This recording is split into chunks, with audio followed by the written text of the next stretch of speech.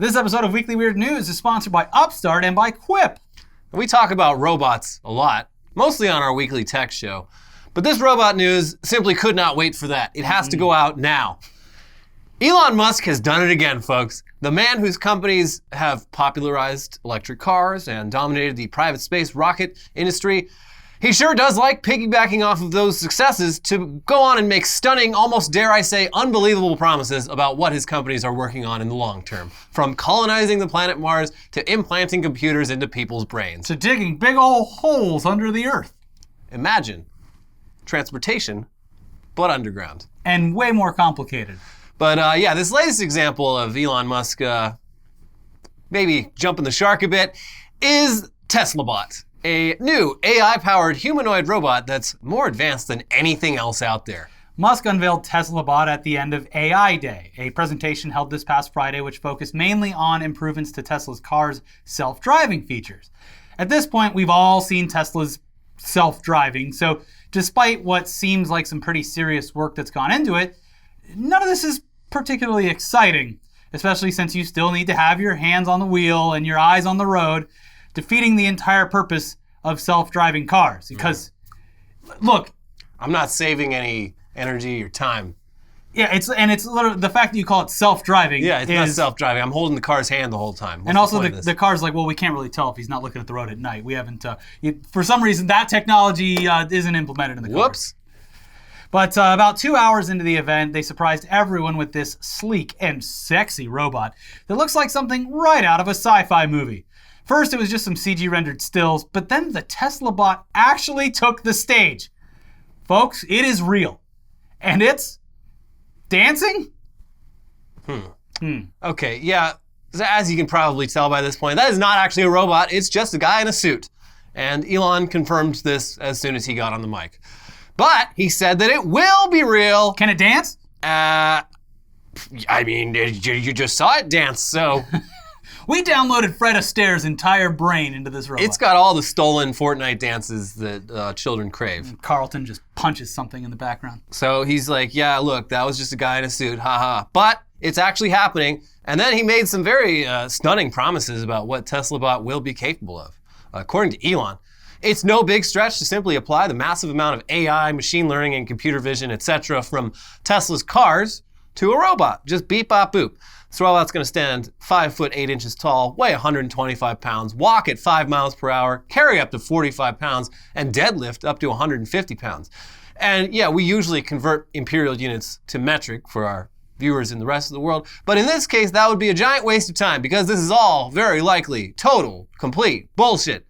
Especially the promise that a working prototype of the TeslaBot will be revealed sometime next year. Isn't that truck supposed to be out in like 3 months? It's supposed to be out in like -3 years. Look, we'd love to be wrong about this, but there's just not a whole lot of reasons to believe that this is little more than an early product concept that only exists on some PowerPoint slides. The idea of applying Tesla's work in AI to robotics certainly makes sense in theory, but the actual robotics side of thing is where this starts to reek of bullshit. We cover Boston Dynamics a lot because they've been at the forefront of robotics for nearly 20 years.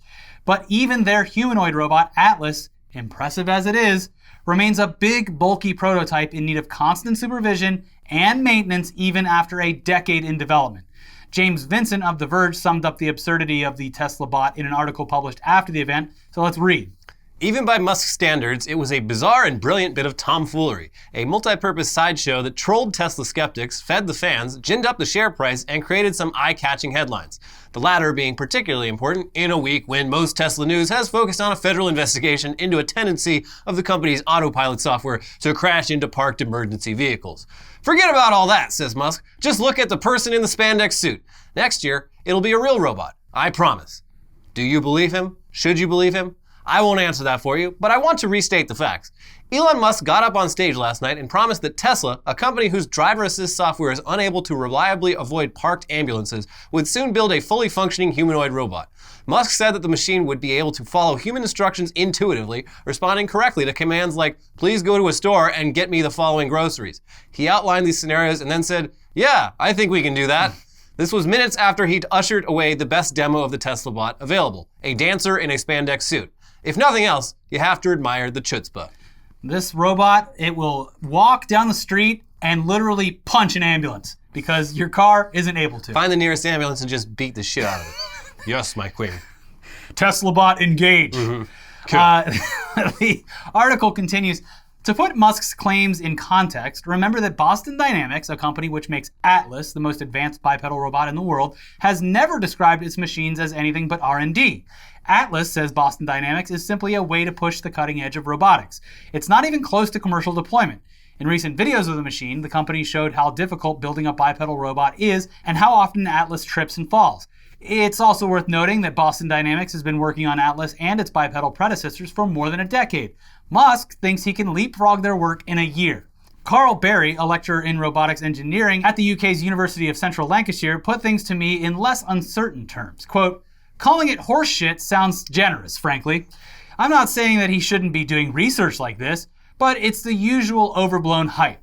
Berry stressed that deploying robotics and AI in manufacturing usually requires making the simplest machine possible, not the most complex. I'm not saying Tesla researching this stuff isn't a good thing, he said, but between them and companies like Boston Dynamics, they leave the public with unrealistic expectations of what robotics is currently capable of or will be for many years. I mean, he literally sent a person in a spandex suit out. It's gonna look like this. It is on the level of, like, if he didn't do the it's a human in a suit reveal, being like, Tesla bot, go get me some candy from the store. And yes, then, Mr. Musk. And then the human in a spandex suit came back with a bag full of candy. I mean, it would be kind of brilliant if they did just start selling like indentured servants under the guy. They're like, oh, your robot's on the way. It's literally Awesome-O from South Park. And you just need to feed it these nutrient packs.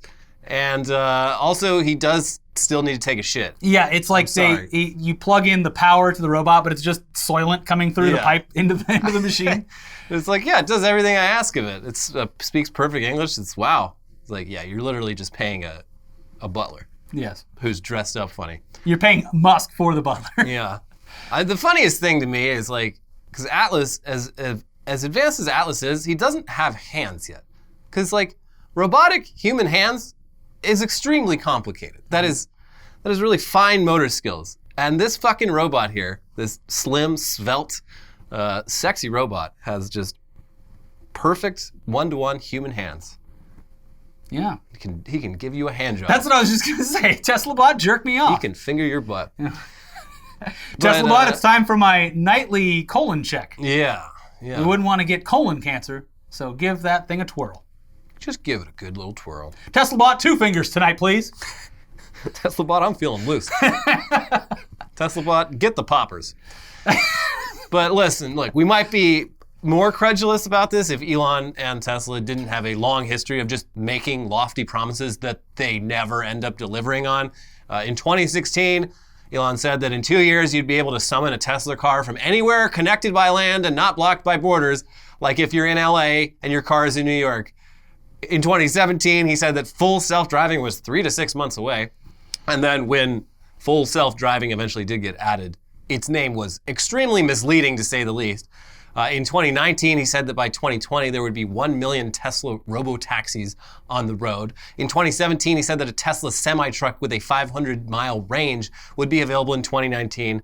None of these things happen, and perhaps the biggest example of how Elon's promises differ from what he actually delivers is the Boring Project, which was pitched as this like futuristic network of tunnels for autonomous cars and buses.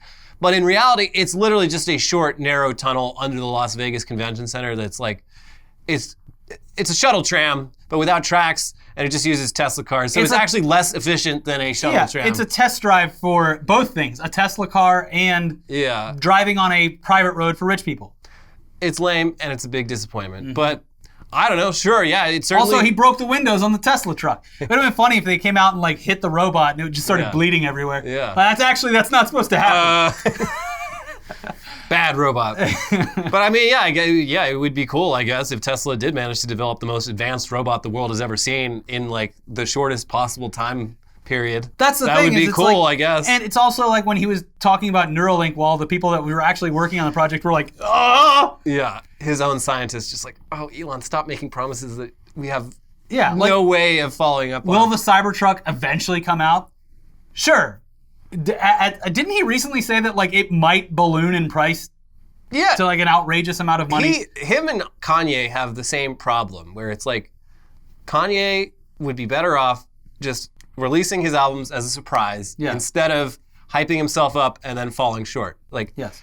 Elon Musk is like debuting prototypes of cars like years before they have the chance to ever make it to market. He's making big predictions about shit that doesn't end up happening. Just stick to what you got. What you got's like pretty cool already, I'd say. And on purpose puts the pressure on his employees who have monumental tasks as it is. You guys, everyone's excited, so You wouldn't want to let them down, would you? You wouldn't. You wouldn't want to let me down, would you? So we'll see about all this. Meanwhile, Ford's just like robot. Yeah, electric truck. We'll have them out next year. Yeah, I know. And they can power your house for 2 days. Anyways. And they can crab walk. Oh, that's the Hummer. I think is it a Chevy or I think Ford might have. The Hummer is the crab walk. Yeah, but there's another truck that also has the crab walk now. The Ford has the giant front trunk that can hold all of your ice for all your beers in it. Yeah. So there's a lot of cool stuff. And they're actually making it. Yeah. Unlike the Cybertruck, which so far seems to just be one of. Then it's for Elon Musk to drive to Nobu and Malibu in. Yeah. Not exactly street legal, by the way. Yeah. What are you going to do about it? Pull me over? You can't. It's a fucking Cybertruck. I'll run over your cop car. It's too big for any garage. Moving on to Afghanistan news. The U.S. military has pulled out of Afghanistan after nearly 20 years. And as proof that the entire 2-decade war was mostly pointless, the Taliban has retaken the entire country in just a matter of days. And yes, despite our stance that leaving Afghanistan is good and should have been done a long, long time ago, the Taliban is also very bad. You can hold these two thoughts in your head at once. It's not very hard. Yeah. A lot of people are rightfully upset about what the Taliban's return to power means for women and girls. But aside from evacuating as many people as possible, the only real long-term solution would be to just keep U.S. troops over there literally forever. Nah. But what if there were another way? Well, the witches of Reddit's r/witchcraft think that the answer might just be witchcraft. Last week, one user posted the following. I'm looking to organize a max hexing of the Taliban forces in Afghanistan right now. Nothing has been put together yet, and I'm looking for people who are wiser than I in this sort of magic. I just want as many forces as possible working against them as we can muster up. And then they also announced that they had created r/bewitch the Taliban to focus specifically on this and collaborate with other users on using magic to defeat the Taliban. Yeah. Because we've tried everything else out. Might as well try magic. So the Reddit witch community, they have been a bit divided over how exactly to accomplish this and what the dangers are for attempting it. One user wrote the following under the post title, PSA, be careful when bewitching the Taliban. Greetings, fellow practitioners of magic. As you're all aware, Afghanistan is in a very dire situation, and many of us are preparing rituals and performing incantations to help alleviate the human suffering that is occurring there. The Taliban, as horrible as they are, have shown themselves to be very spiritually aware, and they routinely take steps to dispel, ward off, and weaken magic. They have incantations and rituals of their own which can at the very least neutralize us, and at worst can cause damage to our spiritual selves, perhaps through some sort of hex blowback. In addition to this, it's worth taking note that many different, highly spiritual cultures and peoples have lived on the land of Afghanistan. Many ancient Indian civilizations, the Medes, Achaemenids, Seleucids, Greeks, Scythians, Parthians, Kushans, Sassanids, Islamic empires, and more. Each of these people, their gods, traditions, and customs have shaped the land currently known as Afghanistan. Bear this in mind when beseeching your gods of choice. They may not be the best or have much power considering the history of the land. Central Asia is a melting pot of people and magic. It's worth knowing this before putting all into your complex and time-consuming rituals. I find bewitching evil movements very spiritually draining, and I've gotten sick due to blowback on occasions. I just want y'all to be careful, as these people are not exactly normies when it comes to witchcraft, which they call seer. I like how the biggest worry is that you might get sick doing it. Yeah. Ugh. When the real worry, if you were to believe all of this, would be that bewitching and putting a hex on people, it has effects on the world around these people. Like, For example, when witches put a hex on Donald Trump, thus creating the coronavirus, which would eventually remove him as president because of his obvious mishandling of very important things. They did. But in the meantime, the witches caused the deaths of millions. And they discussed that on the subreddit. Someone commented. Did they really? I was just making that up. I don't know. I didn't. This subreddit, just reading it was just annoying to me. But there was one comment on the first post. It's like, listen, last time we did something like this, we created COVID. So let's just chill out, guys. Look, it didn't take me very long to get from point A to point B. So that's something that, Imagine being one of these Reddit witches and feeling the immense guilt of having created COVID. There's just every day. At least a few that have done that. It's like when a wolf person at the school accidentally scratches someone. Yeah. Look, I'm not saying these witches aren't dangerous. I'm just saying they seem to spend a lot of time at the outside tables at Starbucks doing tarot readings for free. Yeah. But yeah, sure enough, the witches who have tried to curse the Taliban have run into some serious trouble. Here's a post titled, "Do not face Allah alone when astral projecting." Jesus. Today, while astral projecting, I summoned Allah to try and weaken him so our hexing spells would work better. He is so fucking powerful. I am not at a power level to do this alone. I barely escaped with my life, and I'm spiritually injured to a great amount, but I think I'll make it. I can't imagine what he would do to a new, unsuspecting witch. I'm scared that I will have to face him again soon if I ever want to continue astral projecting. I'm currently burning healing incense and drawing spiritual energy from my crystals to try and heal as quickly as possible. Please be safe, everyone. Allah is much stronger than I first imagined, and we will have to do this together if we want to slay a god. We should have never closed down malls.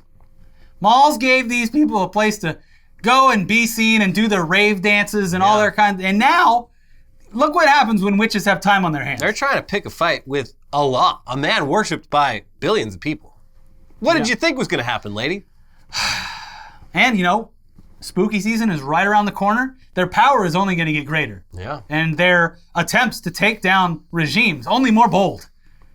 So if you're a witch watching this, please, no hexes, please. If you think giving the world COVID was bad to get rid of Donald Trump, you ain't seen nothing until you try to put a hex on us. Yeah. You're not going to like it. Anyway, as one Twitter user pointed out, the last post about not 1v1ing Allah is, quote, talking about Allah like he's from a DLC intended to be started after completing the main quest. Just FYI, Allah is like level 50, so... You're going to want to build up to it. Literal plot armor. Yeah. And in a reply to that tweet, someone else pointed out, also, this means that Allah is canonically on the Taliban's side, which... I mean, yeah, great point. This whole thing is extremely Islamophobic when you break it all down, so maybe stop. Yeah. Also, it treats Allah as if he's somehow entirely distinct from the gods of other Abrahamic religions, when the Muslim faith is pretty clear about him being very much the same God as the ones Jews and Christians worship. Yeah, that's pretty key detail. Yes. I don't know. But does Allah put his arm in the way when you try to do heroin? I don't know. Well, I mean, he wouldn't, because he knows that someone would make a painting of it. And he doesn't like that. That's true. I mean, this Afghan situation is not great. So if you think witchcraft is going to work, well, at least you're not doing drugs. Or maybe you're doing too many drugs. I don't know. All this is going to do is result in a bunch of far-right people actually going after witches again. Oh, man. Yeah. Well, been a while. See if she floats. Anyway, speaking of non-Muslims in Afghanistan, though, there is literally one Afghan Jew left in the country, and that's been the case since 2005, when the one other Jew left in Afghanistan died. Previously, from the late 70s to the mid-90s, every other Afghan Jew left the country due to war and unrest. But aside from a few years in Turkmenistan, Zablon Simonatov stayed in Afghanistan, and it looks like he has decided to continue to stay there in spite of common sense and in spite of the efforts of other Jews outside of Afghanistan to rescue him. He literally had an opportunity this past week to leave Afghanistan safely and for free, and he turned it down because his rescuers weren't willing to help him out with his last-minute demand for $50,000 to pay off his debts. So, all right, well, we came all the way here. You sure you don't want to come? No, leave me. Yeah. I'll be fine. But going back a bit, up until 2005, Zablon Zimitov was one of just 2 Jews left in Afghanistan. And you'd think the 2 men would find some camaraderie in their plight. especially since they both lived inside of Afghanistan's last Jewish temple. But Zablon Zimitov and Ishak Levin actually fucking hated each other. It was like Larry David and Alan Dershowitz. Yeah. They hated each other so much that when the Taliban imprisoned them both, they argued with each other so much that the Taliban chose to release them rather than listen to any more of their bickering. Their years-long feud seemed to have started because Zablon suggested that the much older Ishak should move to Israel, which deeply offended Ishak, apparently. Oh, you want me to leave so Why don't you can you be the leave? last Jew? Why don't you leave? Yes. Over the years, the two men repeatedly reported each other to the Taliban for real or completely made-up crimes. Yeah. Guys, stop! We don't care! Yeah. But this is a good tactic if you... Just be so annoying that they release you from Taliban prison. Yes. Just get the fuck out. Go away! Here's a clip from a documentary that was made about the last two Jews in Afghanistan, where we see Ishak Levin, the older guy, and Zablon Zimitov just yelling at each other over nothing.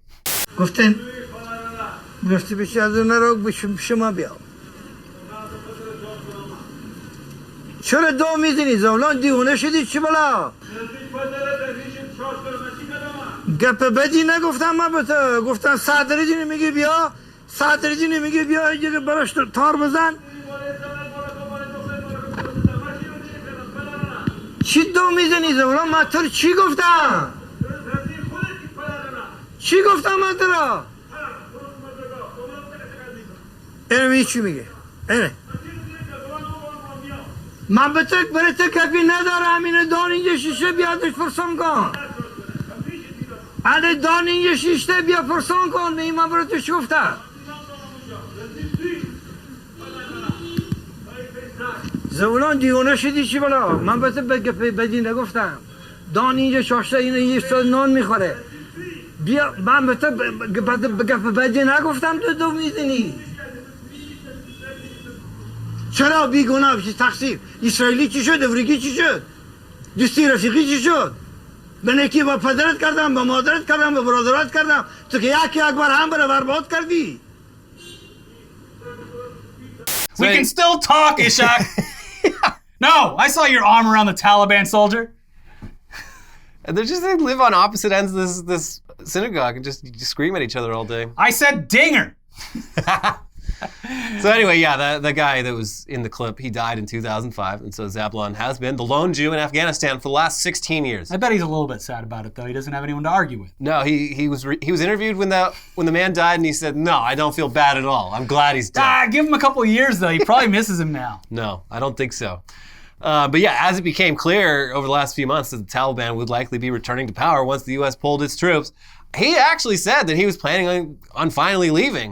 And there was an international effort to help him do just that. A lot of people set aside valuable time and energy and money to help this man escape the Taliban. Here's the New York Post. The last Jewish resident of Afghanistan will be staying put, according to multiple people involved in an international effort to rescue him. Zebulon Zimitov, 62, has lived in the country all his life and currently resides in the capital of Kabul, where he lives in what remains of the country's last synagogue. He originally hails from the western city of Herat and previously worked as a restaurant owner and carpet dealer, according to the past media reports. Zimitov was on board to flee as late as Tuesday. As chaos consumed the streets of Kabul, a rescue mission organized by Moti Kahana, an American-Israeli businessman, was underway. Kahana, who runs a private security company, helped evacuate some of the last remaining Jews from war-torn Syria in 2014 and is currently involved in multiple ongoing rescue projects around Afghanistan, one of which had been Zimitov. Quote, "I dealt with so many crazy people, and he is on the top of the list," Kahana, 53, told the Post, saying the curmudgeonly Semite vacillated until the end. "On Tuesday, my team went to his home and he was packing," Kahana said, adding that Zimitov then suddenly demanded $50,000 as a condition of departure and thwarting the plan. Quote, "I don't pay people to save their life." You should have mentioned this $50,000 a little sooner, buddy. Oh, you want Atari and $140 million? There's also apparently one of the reasons he wants to stay behind is because he hasn't seen his wife in like 30 years because she left to go to Israel like way back in the day. But he's also refused to do the like Orthodox Jewish thing where you grant a divorce. Yeah. So if the husband doesn't do it, the woman remains like technically married. And so if he moves to Israel, he can actually be like punished by the law for doing that. So he's just like, wait, they might take me to Israel. I'll go to prison. I'd rather stay here and deal with the Taliban than go to jail in Israel. Or see my wife again. Yeah, he really doesn't. He's extremely petty because he could just divorce her. It wouldn't make any difference, but sounds like he likes holding. Sounds like the Taliban was right, and he is annoying. He's very annoying. Mm-hmm. Also, update on the Soldier Boy thing. Apparently, he had bought or come into possession of a bunch of Atari coin, which is a cryptocurrency. That explains it. Yeah. Did he think that by buying enough of the coins, he would buy the company? I don't know. But if he believes that, I got a bunch of Stanley nickels for him to buy. I'm surprised he hasn't made his own cryptocurrency. Yeah, I feel Soldier like coin. Yeah, why not? Yeah. Anyways, let's move on to some news from here in the US of A.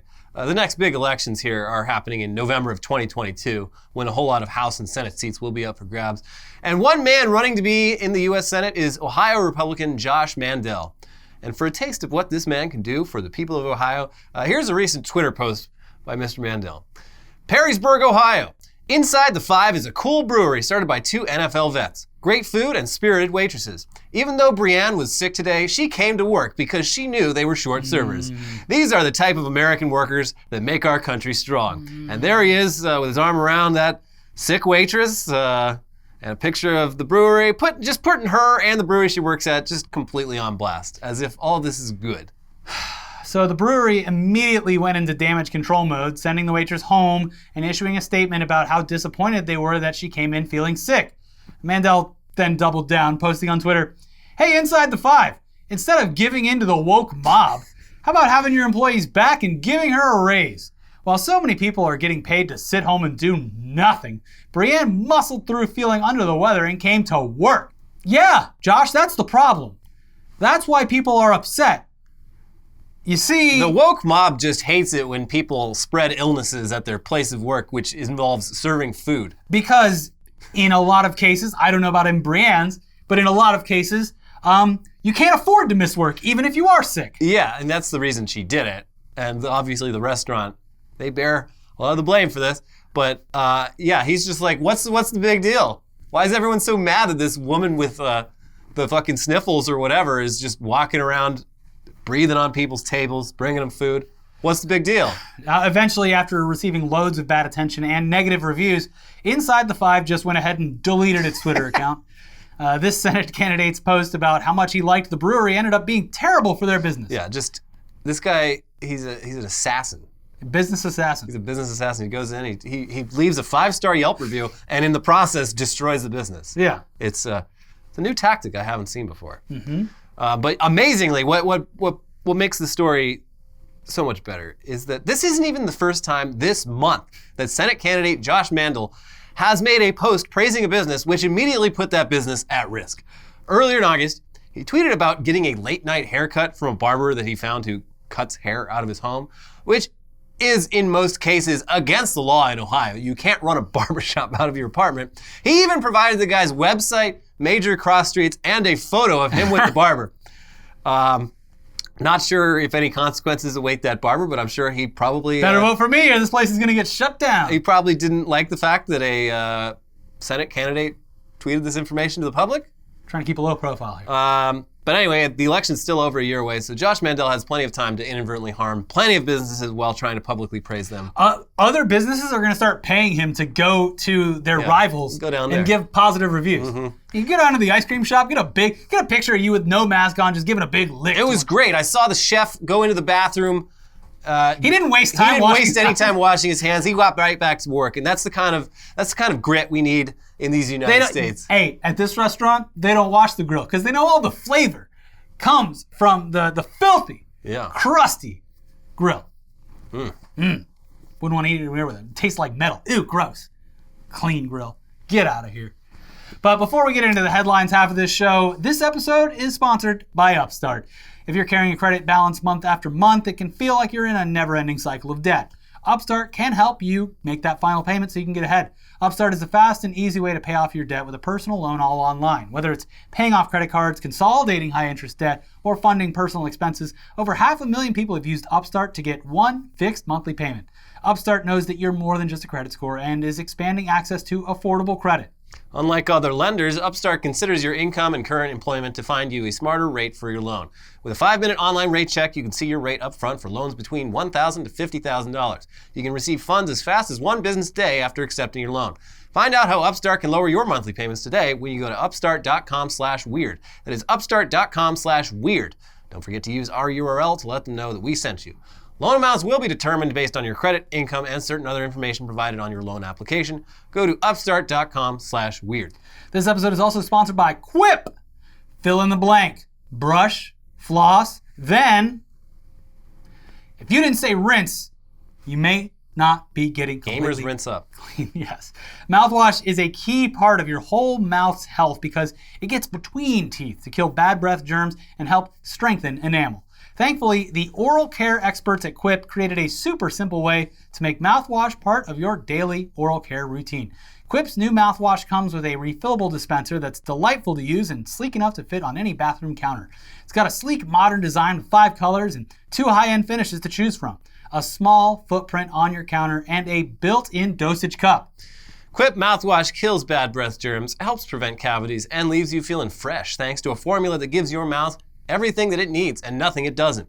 Their 4 times concentrate has fluoride, xylitol, and CPC, but they left out the artificial colors and stinging alcohol that you'll find in a lot of other rinses. And it's good for you and the planet. The 4 times concentrated formula means Quip ships less water and more good for you ingredients. Each eco-friendly refill replaces a big, bulky 470 milliliter bottle from one of those other brands, once diluted, and Quip's refill bottles are made from 100% recycled plastic. Add a mouthwash refill plan and make sure your rinse never runs out. With customizable subscription, you can get refills automatically delivered straight to your door every 3 months. Pair Quip mouthwash with a Quip electric toothbrush and a Quip refillable flosser, and you'll be surprised at how easy and fun it can be to keep your whole mouth healthy.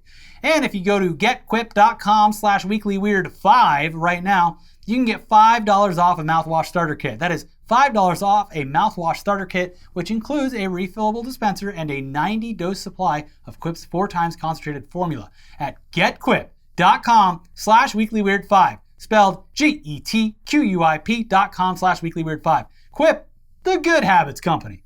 All right, let's get into the headlines, starting with this one from Afghanistan. Coming home, Brit Miles Rutledge evacuated out of Kabul after insane Afghanistan holiday got way out of hand. Yeah, I was sort of following this week. I kept seeing updates. So he went there and he was like, everything's great. And he's like taking pictures. Yeah, he like just looked up what's the most dangerous place in the world to go visit. And so he goes to Afghanistan. Didn't even fucking realize the U.S. pullout was happening this summer. Yeah. And of course he's there right as that all goes down, just taking pictures in U.S. armored vehicles. And yeah, everyone's cheering on this guy. Oh, he's a fucking legend. But he very well may have put a lot of people's lives at risk because he was just posting the entire way through. At one point he gave away the location of a UN safe house that's supposed to be where him and a bunch of other people were being holed up while they awaited a flight out of Kabul. And then he had an interpreter with him the whole time that he was talking about, who was had worked for the Afghan army, and he was talking to journalists, just giving this guy's name, his full name away, and details about this guy. It's they're gonna fucking kill this guy. It's very obvious that this person doesn't think things through. No, he's a fucking jackass. But yeah. He posted. And then he got taken to Dubai, right? And then got taken home from there. But yeah, it was kind of funny when it started because he posted all this on 4chan. Just hey lads, I'm here in Afghanistan. They're like, bullshit. And he kept posting proof over and over again. I think this guy's telling the truth. Yeah. What an idiot. Mm-hmm. But we'll have lots of banter for the rest of his days. Yeah, but he can't use the banter at Nando's because Nando's around the country are closing, apparently. Yeah, they're out of chicken, I guess. I don't know. It's very sad. Big chicken shortage. It's too bad. Don't know what you got till it's gone. Wings are in LA at least, it was $20 for a couple of wings now. Yeah, I bought some wings recently. It was not cheap. You got to do it yourself. But I wanted them. Yeah. You can't go out anymore, and you certainly can't go out for wings anymore. You can't. It's a real shame. Taliban militants have burnt down an amusement park a day after they were enjoying rides. I thought these guys changed. I was like, this is a new Taliban. They like to have fun. They work hard. They play hard. They're going around in bumper cars Yeah. and the merry-go-round. But nope, they burned the place down after they used it. A little hypocritical, I think. Yeah. They're like, this was a lot of fun. We should make have to sure destroy no one it. can ever enjoy it ever again. Yeah, this is a threat. Yeah. That sucks. Turns out these Taliban guys might not be the heroes that everyone thought they were. No, I think they might not be. They might not have the people's best interests. I like how when Shame. they took over in Kabul and like took over control of the government, they're like, all right, where's all the ladies at? We want some women up here in the government positions. We changed. Yeah. We changed. We promised. So everything's going to be fine. It's going to be totally fine, guys. Mm-hmm. Okay, well, Don't believe it. well, maybe not so much. Mm-hmm. When we said things would be the same, we meant that they would be different. The same as 1999. So there you go. Anyways, Colorado governor voids 1864 order to kill Native Americans. Whew. Now I can stop living in fear. Yes. All right. Everything's back to normal. We fixed it. It's a fun little rule we have here in the state of Colorado is that all Indians who walk into the state, sorry, not people from India, but just, Indians, that's what we used to call them. If they enter the borders of Colorado, you can shoot them. It's actually your duty to. It's your duty. Yeah. We told them back in 1864, if you see one, shoot them. And that law, for some reason, remains in effect till today. It's a good thing they got rid of this. Yeah, I think so. I hope no one ever abused it. Or abused it, even did it. Your Honor, my client is innocent. Clearly. Have you looked at the 1864 order? If you didn't want him to do it, Why did you instruct him to should have do passed it? that law. It was very clear. Anyways, glad that's gone. Yeah, it's a good step in the right direction, making murder illegal again for Native Americans. Running on that platform. Making murder illegal. Make murder illegal again. Yeah. It's a winning platform. Yeah. Nude man stabs second nude man on Seattle sidewalk. And there's no real other details. This happened in the morning. It's like 8 a.m. Someone's not a very good morning person. Yeah. I don't know what they were doing before that. Down at the local fishmonger. Just, yeah. Naked man stabbed naked man. Just a nude crime In Seattle, in Seattle. where it's cold. Well, not recently. No, it's right. This is the best time of year. I mean, It's actually like miserably hot. that's why they were naked. Yeah, that's probably why. No AC. Too hot? So these men are innocent. Probably not. Man arrested after deputies find stolen horse inside bedroom. I'm sorry. Was there a neigh behind that door? No, I was me. Sorry, I have a little bit of a cold. You might want to step back. He's It might be just got cold. like got his down comforter on the horse. Like this is my It's a statue. this is my statue where I keep my blanket during the day. It's a storage room. Yeah, I don't know what this guy thought he was gonna do because it sounds like he doesn't have any sort of barn. So he stole a horse and he's like, well, shit, where am I gonna keep this thing? Excuse me, is that a horse with a giant fucking horse cock? Like, I don't even think he has a garage. I think because if he had a garage, he would just keep the horse in there. I don't know why he's keeping it in a bedroom. The horse for didn't seem to comfort. mind. Air conditioning. Yeah, horse is having a great time. This is way nicer than where I live. I live in a barn. I live in It a sucks. fucking barn. The floor is covered in dirt and hay. Yeah. This room's nice. Excuse me, why does it smell like horse shit in here? That's how they caught him. Yeah. The police came and like the guy answered the door. There's just horse shit all inside the house, and they're like, "We heard there might be a stolen horse here." He's like, "What makes you?" I don't know what say you're that? talking about. What makes you say that? That's human shit. I by the poop way. all over this place. I'm incontinent completely. This is a private residence, and I'd like you to leave. Nay, get out of here.